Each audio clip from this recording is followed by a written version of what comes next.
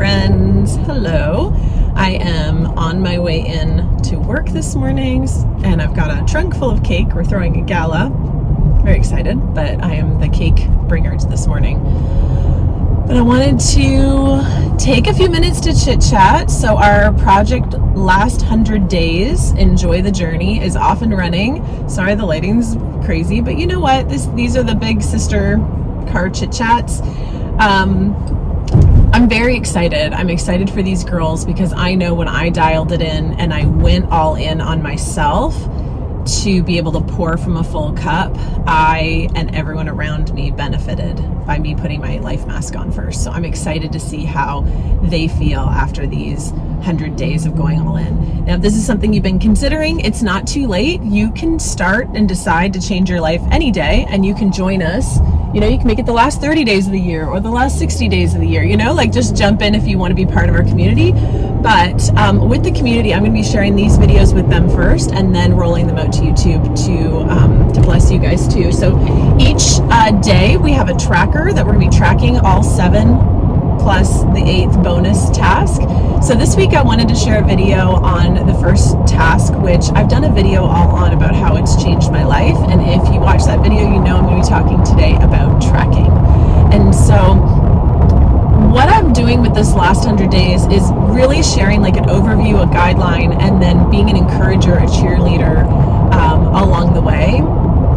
And the tracking aspect is tracking your food, your sleep, your water intake, your protein, and anything else that you think that would be helpful to see over a large scale. It really helped me drastically change my life. And I know that sounds like, wow, like drastically. It really did.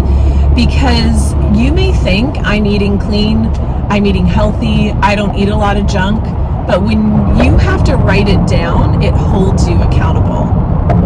So, for example, I like to use myself as an example because I'm not an expert beyond that. Like, I want to share my experience with you guys. Yesterday, like today, I feel heavy, and the scale went up 2 pounds. And just as fast as it can go up, it can go down. So the data has really helped me to not freak out when the scale goes up, because I know that just as it went up, I know it can go down by healthier choices. But I felt like I just had a few things or a couple things yesterday. No, I had pizza for dinner, pan pizza, so that was heavier pizza. I had caramel M&Ms, just a little, like 10 pieces. I had a butter tart, and I had some sour candy. Like, that is a lot of consumption for me of stuff that isn't serving me well. And I will tell you, I didn't write it down in the moment when I had those things, but then having to face it this morning, because I track every morning. If it's not written in my phone, I have to go by memory. So usually I write it down in my phone, and then in the morning I track it by paper. Writing it down holds you accountable, and facing it and going, I ate this. How do I feel today? So it helps me evaluate. And then also seeing the number on the scale shows me the foods I ate yesterday is not serving me well. Like, I'm feeling tired this morning, a little more tired than normal. How many hours of sleep did I get? All of those things play a factor. I had enough water, I had enough protein, but I did make some choices that maybe if I had 1 or 2 of those, I'd probably feel okay today. But because I had the butter tart, for those of you that don't know, it's like a Canadian yummy, sugary, no nutritional value breakfast. It's like a snack. M&M's, sour candy, and pizza. Like, what was I doing? What was I thinking? Obviously not, right? So, by holding myself accountable by writing that, I obviously, hopefully, right, I'm going to make better choices today. So I'm already starting the day with orange juice and protein powder. I have 30 ounces of water here. I brought a protein snack with me on my way to work, and I know I'm going to be home in time for lunch today, so I'll make better choices for lunch. But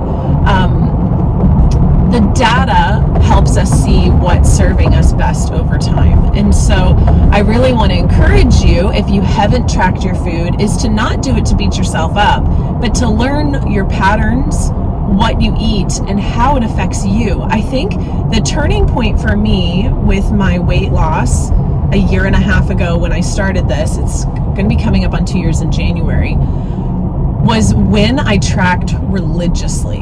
Like, I made it a non-negotiable. It was part of my day. This is what I'm going to do. The good, the bad, and the ugly, tracking all of it, and then learning from that data. So when I was in weight loss mode, looking to lose weight, when I was eating chips and salsa and queso at the Mexican restaurant, I would gain weight every time. So what I learned to do was to get the queso and the salsa from the Mexican restaurant and not eat my portion there, bring it home. And I bought baked chips from Publix, baked tortilla chips, and I would have my chips and salsa after my dinner with my husband and eat it when I got home. So it was really, really hard for me to sit there and have him enjoy his portion.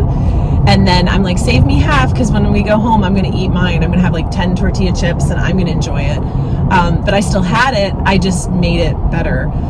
The other thing I've learned from doing this is Chinese food makes me go up on the scale because of the salt.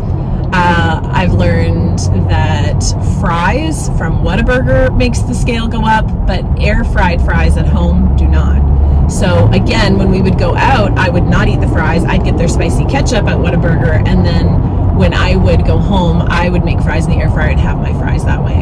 So I found that trying, tracking, and seeing has worked wonders.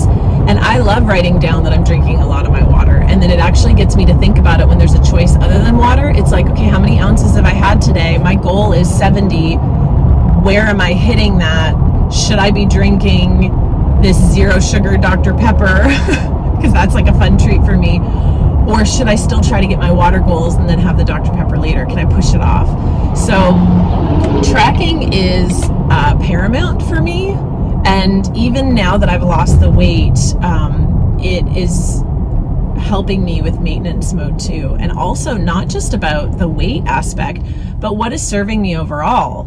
Am I getting in enough fruits and vegetables? Am I getting enough protein? How do I feel the next day? And then even with treats like that, we shouldn't be over consuming, like sugary things or carby things, or, you know, anything that you're having too much of and not in moderation isn't good for you. But how many am I having? And is it worth it is the question I ask myself every time I have a treat. So yesterday we had that pan pizza for dinner, which I wasn't planning on having, but my kids were like, can we get pizza on the way home from church? I'm like, that's fine. So I ordered what they liked, which was the pan pizza. I had it, and while I was eating it, I was like, I'm full.